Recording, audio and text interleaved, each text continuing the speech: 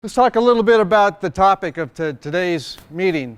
So I think we've known historically that nutrition can influence the immune function of animals, but I think it's become clear that how this is working, and we're still growing in that area. We've coined a term called nutrigenomics in the last few years, which is a scientific study of the interaction of nutrition and genes, especially with regard to the prevention or treatment of disease. You've also probably familiar with or heard about the term nutritional programming, which is defined as the feeding of particular nutrients to the mother during a critical period of fetal development, which can have immediate and long-term effects on the offspring. So some of the data I'm going to show you today, I think, illustrates these two components of nutrigenomics and nutritional programming. Let me start out with the cartoon that I think really illustrates how this might work, at least in some situations. So here we have an assembly line of food that contains different nutrients: folic acid, choline, betaine, methionine, and these are all single methyl donors. And so the DNA helix over here is being methylated through the donation of these particular nutrients. It's a process that helps that gene be expressed in the animal. To illustrate that, there's two mice that are genetically identical and the same age, and they were born from mothers who were fed different diets, and they're also fed this compound called bisphenol, which you may know is found in plastics and has had somewhat of a controversial story as to whether it's harmful to humans or not. The FDA has determined that it's not.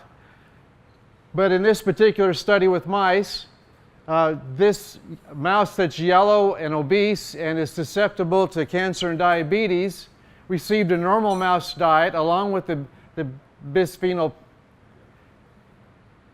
This other mouse received the same diet but was supplemented with choline, folic acid, betaine, and vitamin B12. So what this bisphenol does is that it prevents the methylation of a key gene, and by adding in these methyl donors, it helped overcome this lack of methylation process. And so simply by adding additional methyl donors to the diet, they helped result in the birth of a normal offspring. Another background study here with rats in this case, in which the rats were fed diets that differed in their concentration of these methyl donors, choline, methionine, and B12. So during gestation and lactation, there were a couple diets that were deficient in these lipotropes. Two that were marginally deficient, two that were moderately deficient, and then one that was completely met the lipotrope requirement. And you can see that when these rats were injected with salmonella at 100 days of age, these were the offspring that were injected with the salmonella born from these mothers who carried these pups during gestation and lactation. The presence of salmonella in their system resulted in high death rates after 30 days post-injection if the mothers were deficient in the lipotropes, and then the mortality rate went down as the lipotrope diet increased closer to requirement. What's interesting also in this study is those pups that were born from these mothers also had diets that varied in the lipotrope concentration. So for example, the mother was deficient, the pups were deficient, and in this group the mother was deficient, and then the pup's diet was complete. So in the situations where the diet was formulated, for the offspring to meet requirements, it didn't really prevent mortality. Same with here. If the mothers were marginally deficient, feeding a good diet to the rat pups did not help the situation. It was only when the mothers were fed moderately deficient lipotrope diets did the diet of the offspring help reduce mortality. So the point was here that what's going on within the uterus of the animal has huge influence on the well-being of the offspring, especially when it comes to being exposed to pathogens. So our study that I'm going to report regarding the dairy calves is divided into a section discussing the influence of choline on bulls, and then if we get through the bull data, we'll look at the heifer data. So our hypothesis was that the bull calves that were born from dams fed ruminally protected choline, which I'm going to call RPC throughout this presentation. And this feeding of RPC occurred during late gestation, the last 3 weeks of pregnancy. And if they were fed colostrum produced by such dams, then those baby calves, those bull calves, would have a modulated LPS-induced inflammatory response. So our objective was to determine if those Holstein calves born from dams fed RPC and fed colostrum from RPC fed dams would attenuate the LPS-induced inflammatory response. So all these bull calves and heifer calves that I'm going to be reporting to you tonight were born from these 99 cows, and just one slide on how the cows did in this study. So when we fed RP choline during the transition period, 6 weeks, 3 weeks pre and 3 weeks postpartum, the energy-corrected milk production over the 15-week period averaged 2.2 kilograms per day higher if they were fed choline. So the orange line represents the choline group and the blue line represents the controls. So that's how the moms did. Getting back to the bull calves, we had a 2x2 factorial design. One factor was an in utero effect of choline, so that the dams were fed either 0 or 12.9 grams per day of choline ion, starting minus 21 days before calving. The second factor was colostrum coming from dams that were fed the choline prepartum, which is the orange box or a control. So the 4 treatments here were the NN group, which was, in this case, there were 9 bull calves. So NN means no choline prepartum and no choline postpartum. The control in utero and the colostrum postpartum would be CNs. NC would be the third group, and then of course CC would be the group that received choline in utero and in the colostrum. So we had, what, around 38 animals there. So we enrolled 107 cows in this study, and again we separated the bulls and heifers through different protocols. The prepartum diet was 1.48 megacals of NEL, about 16% protein, 2.9% methionine as a percent of MP, and a lysine to methionine ratio 2.55, and we were using rumen-protected methionine products in the diet to bring the methionine concentrations up. The calves were separated from the dams within 30 minutes of birth, and immediately after weighing, 3.8 liters of good quality colostrum based on at least a 22 Brix unit grading were fed to the calves, and they were fed using an esophageal feeding tube. We fed 2.8 liters of milk replacer twice daily, and the calves had ad libitum access to grain starter. We put in a jugular catheter into the bull calves after they were given a clean bill of health by the U.S. veterinarian, which was about 20 and a half days of age. And then LPS, or lipopolysaccharide, which is a cell wall of gram-negative bacteria, which we know causes an inflammatory response in the organism, was administered 24 hours after we put in the catheters, and we gave it at a rate here of 0.05 micrograms per kilogram of body weight, and that was the serotype we used, was commonly used in the literature. We then collected blood samples over the next 72 hours, with the majority of those samples collected in the first 12 hours, and then we kind of waited about 12 to 6 hours thereafter to get the rest of the samples. So we analyzed the data using the mixed procedure SAS, and Glimix was used for binary data. calf was the experimental unit, considered random. calf was nested within treatment with air turned for testing the effects of treatment. And we had 3 orthogonal contrasts. The first effect of in utero exposure to LP choline ions, which we call the in utero effect. Second, dietary exposure to RP choline ions, which we call the colostrum source effect, and then the interaction of those 2 main effects. So I'm going to show you the results of the in utero treatment first and only, because we did not see any effect of feeding colostrum, or the 2 sources of colostrum, on performance or immune status of the calves. All the effects had to do with during that time the calf was in gestation. Colostrum yield, we didn't see any differences here in yield between the no choline and the choline groups. And the composition of the colostrum was generally unchanged, with fat, protein the same. The lactose concentration tended to be higher coming from the dams that were fed choline, and the somatic cell score tended to be lower in the colostrum coming from the dams fed RPC. But the IgG concentration was no different between the 2 treatment groups. Dry matter intake of the dams in the last 3 weeks, again here 12 kilos per day, didn't differ between the 2 treatment groups. And the dry matter intake by the bull calves, which included milk and starter, over those first 3 weeks, also very close together and no difference there either.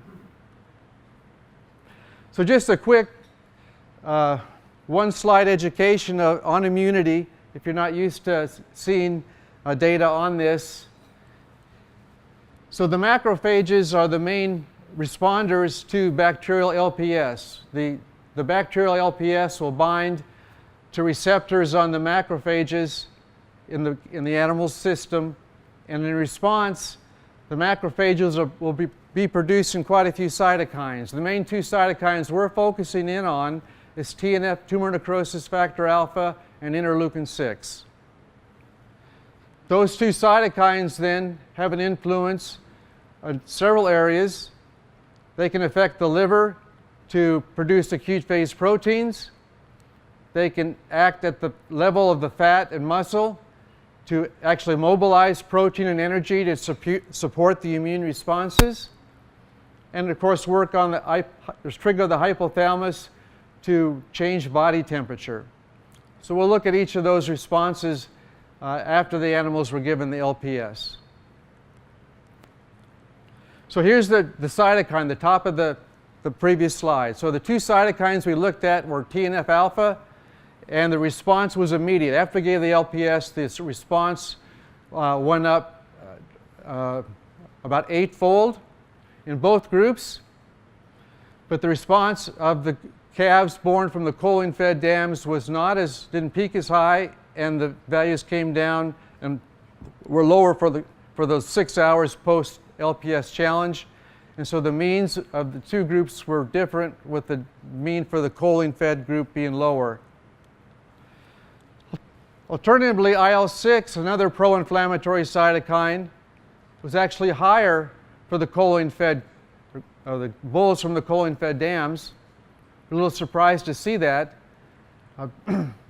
But when you see the calcium data, you'll realize that kind of fits together, because calcium is needed for the synthesis of IL-6.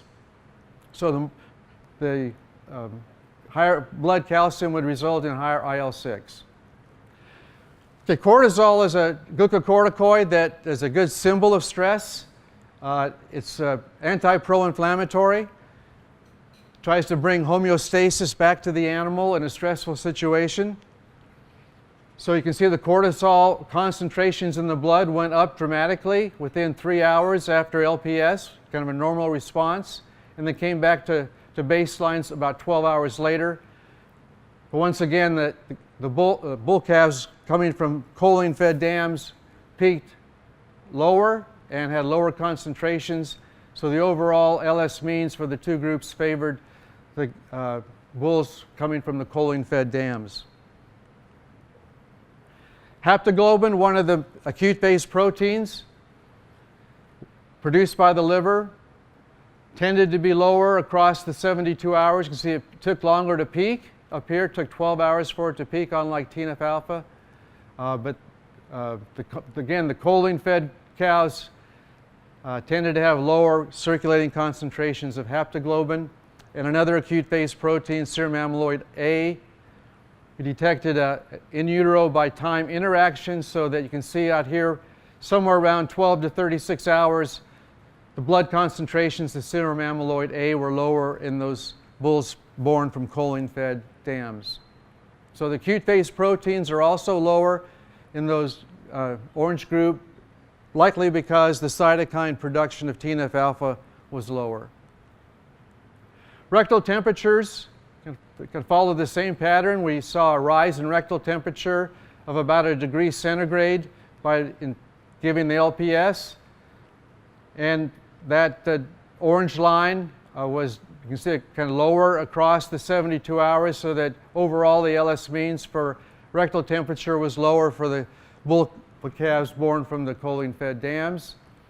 The thinking on this is that these higher temperatures may reflect greater peripheral vasoconstriction in those animals, because the cytokine concentrations were greatly stimulated. So greater peripheral vasoconstriction just makes the animals become hotter. We looked at respiration rates as well, and again after LPS we saw a rise in respiration rates, but the rise was higher in the control group, at the P.04 level. The lung is the primary target organ for LPS. In fact, in some studies with sheep, 8 to 10 minutes after LPS was given and they isolated the macrophages from the lung, they found LPS inside those macrophages, so they're very aggressive in trying to defend the lung from bacterial infections. We didn't see any effect of the treatments on heart rate. Looking at some of the nutrients now, glucose.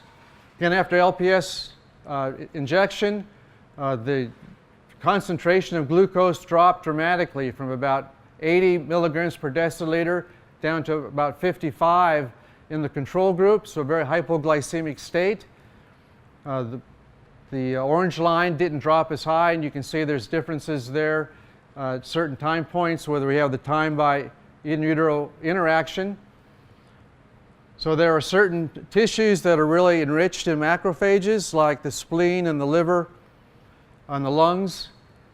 And those that are most rich in macrophages probably will be responsible for utilizing the glucose, pulling the glucose out of the bloodstream and causing this hypoglycemic state.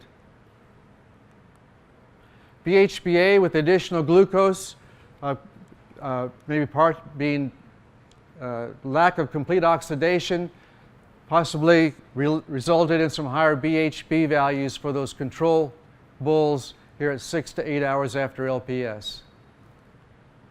Blood urea nitrogen was also higher for the controls. Again, may reflect greater mobilization of amino acids from skeletal muscle for gluconeogenesis, or possibly for the liver to produce those acute phase proteins that were elevated in the control group. The fatty acids circulating in the blood, again, were higher for the control group, again, as a way to provide energy for the immune response, and this may be resulting from the TNF function to stimulate hormone-sensitive lipase and pull fat from the adipose tissue. Plasma TAGs, which may reflect lipoproteins, were also higher in the control group compared to the choline-fed group. And this, again, may relate to TNF's function to inhibit lipoprotein lipase so that fat's not brought into the adipose tissue. And also, non-ruminants, TNF-alpha will stimulate VLDL output by the liver, and which may be reflected in higher TAG concentrations. I want to throw this slide up here from another experiment, because it shows the potential relationship of chylomicrons to LPS. So in this study with rats, they either gave LPS alone to the rats or they gave LPS along with chylomicrons, lipoprotein. And when the two were combined together, you can see the mortality dropped from 76 to 15%.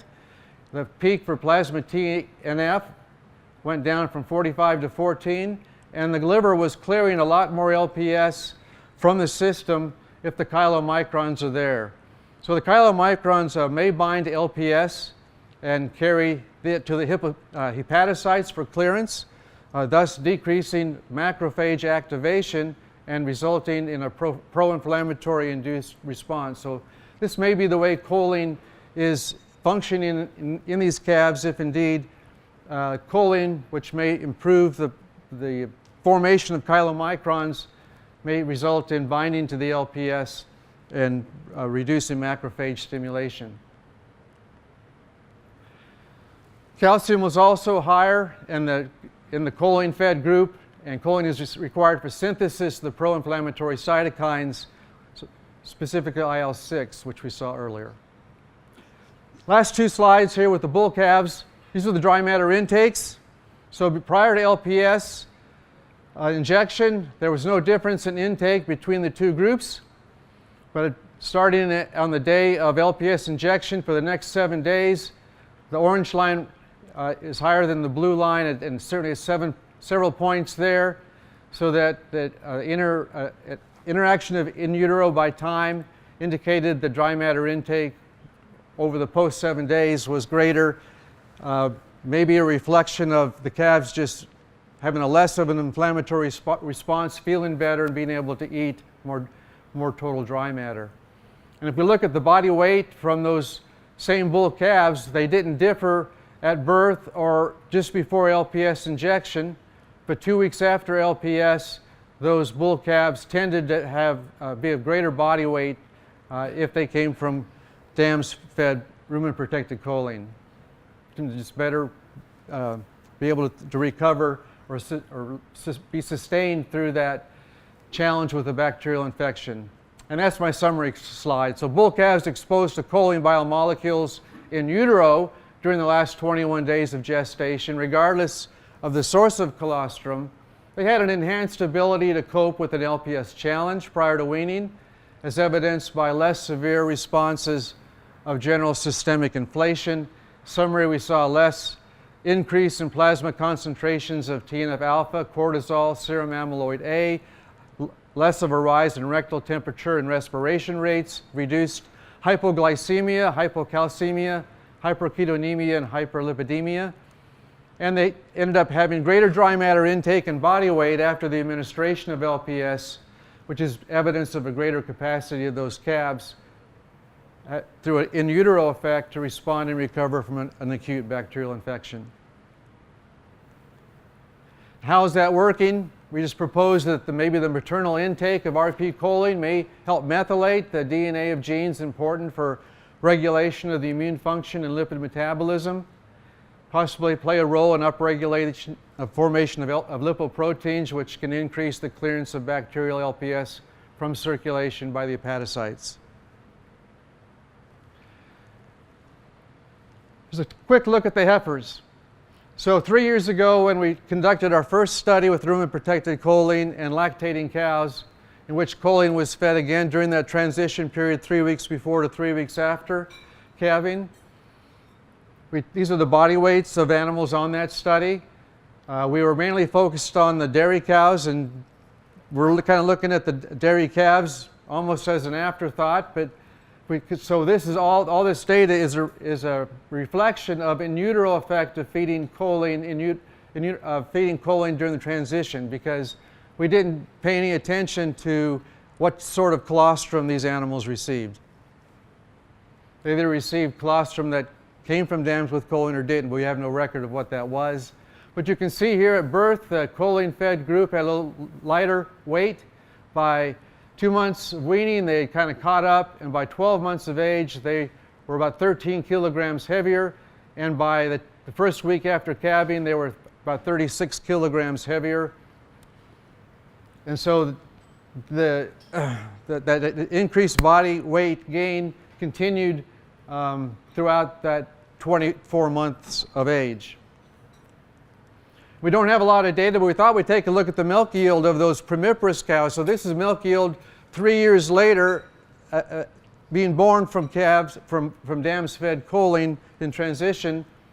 Again, the orange line represents the primiparous cows that were born from choline fed dams, and we only have 25 animals in this data set.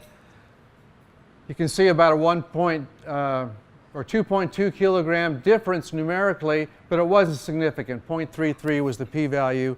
Maybe if we get more data in that data set, maybe we'll pick up something. But that was fascinating for us, and we'll be able, again, this was from the first year we did the study. In this study that we've currently finished, we'll be able to add to the data set, see if we can get some carryover influence all the way 3 years later to those animals. So looking at the heifers, our hypothesis was that the heifers that were born from dams fed ruminally protected choline during late gestation and fed colostrum produced by such dams would be more efficient in absorption of immunoglobulins and have improved immunity, health, and overall growth. And our objective was just to evaluate those two treatment effects. So you've seen this slide before, so it's the same treatments, 4 treatments, 2 by 2 factorial. Here we had 59 heifers, but again, looking at the in utero effect and looking at the colostrum effect. 57 of the 59 heifers had serum concentrations of protein more than 5.2 at 24 hours after colostrum consumption. So they received, the majority of them certainly received the right amount of IgGs at the right time. So we'll talk first about the in utero effects. So we did measure rectal temperatures daily, and we decided that fever was going to be a temperature above 103.1 Fahrenheit or greater than 39.5 degrees centigrade. 70% of the fever occurred in the first 21 days of life, and those heifers that were born from dams fed choline in transition, we had less of an incidence of fever, from 58 to 31%, at least a tendency for a depression in number of animals that had fever. If you look at the intake of starter and milk replacer during this time frame, as I said, the period of diarrhea and higher temperature, scouring, all as usual, takes place here in that somewhere around days 7 to 14. So we have milk replacer intake. So over here on this axis, and the milk replacer intake was somewhere around 800 grams of what we're shooting for. We can see they weren't eating all their milk replacer early on, but by day 3 or 4 they were up to where they're drinking all that we were offering them. But during that period of challenge and scouring, the control group dropped their intake of milk replacer to a greater degree than the calves that were coming from choline-fed dams. So that was a significant in utero by age interaction. So they were different here at day 6, 7, or 5, 6, 7, 9, 10, and 11. The intake of starter is in the bars. So the bar, again, the orange bars choline represents the choline group. Starter intake on here on this axis over here. So you can see the starter intake rising. Overall, the intake of starter over the first 21 days favored the calves from the choline-fed dams. So about a 30% increase in starter intake over those first 3 weeks. At least I should say tendency here, 0.08. So the average daily gain here at between 14 and 28 days, you would guess would favored the heifers that were coming from the dams fed choline in transition. But by 56 days, we didn't see any difference in body weight between the two groups. However, when we followed those heifers through 300 days of age, we again picked up a better weight by 300 days of age here. Surprised to see how they match so nicely. Moving on to effect of colostrum, because we did see some influences there. So here, again, the NN group, or the no choline-fed prepartum or postpartum in colostrum. This group, they got colostrum from choline-fed dams. Here they got the choline from the dam, but nothing in the colostrum. And here they got choline both pre and postpartum. And so if they got colostrum from dams that were fed choline prepartum, the efficiency of absorption of IgG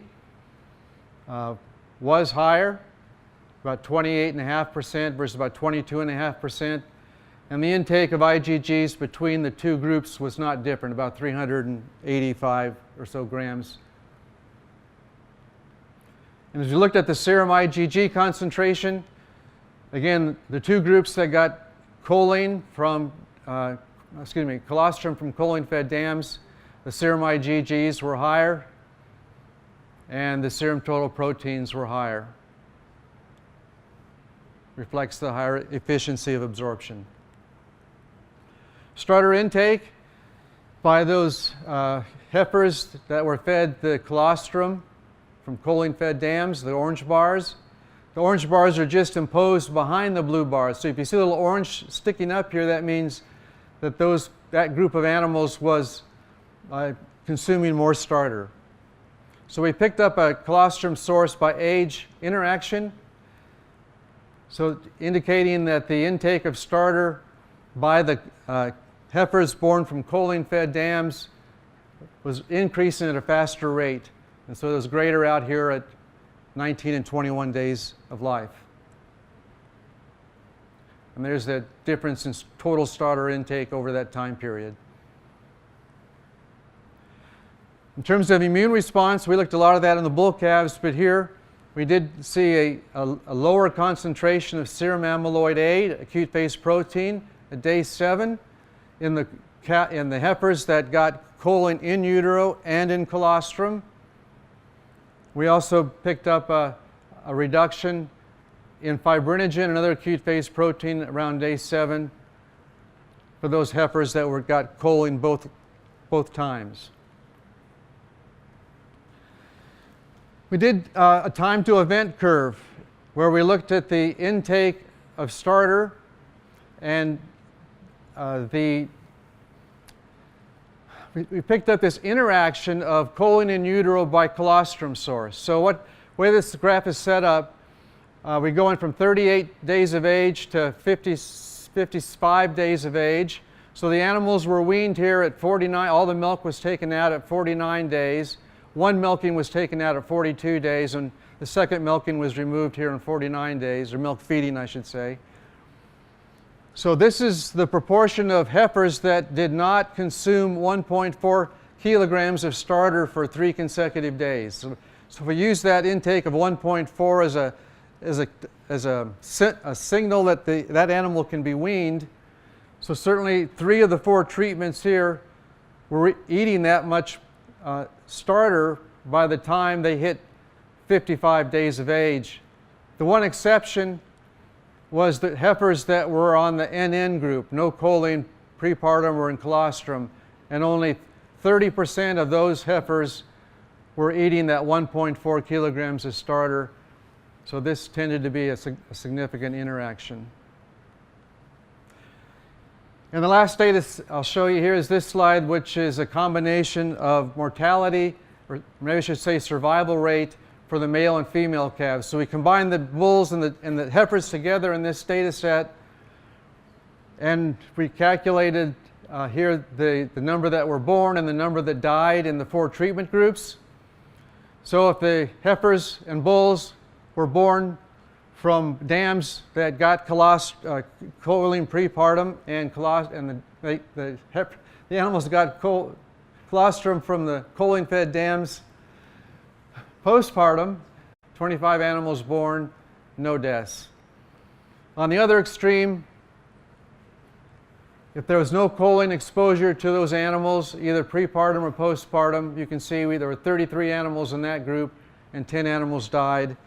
And there was an intermediately 3 and 5 animals died if they got either exposed to choline in utero or through colostrum. We did have some health challenges on the dairy during this experiment that not only was in our study, but the study before ours and the study after ours. And the veterinarians were swabbing buckets and sand and trying to do microbial analysis and trying to find where the infection was coming from, and we never could. But certainly to lose 18 animals out of 111 is about a 16% death loss, which is way too high. I guess the good news is maybe we had a situation where you could actually test the potential benefits of choline in a challenging situation. So in summary of these heifer calf responses, the heifers were getting colostrum from dams-fed RPC, had greater efficiency of absorption and better survival of the calves.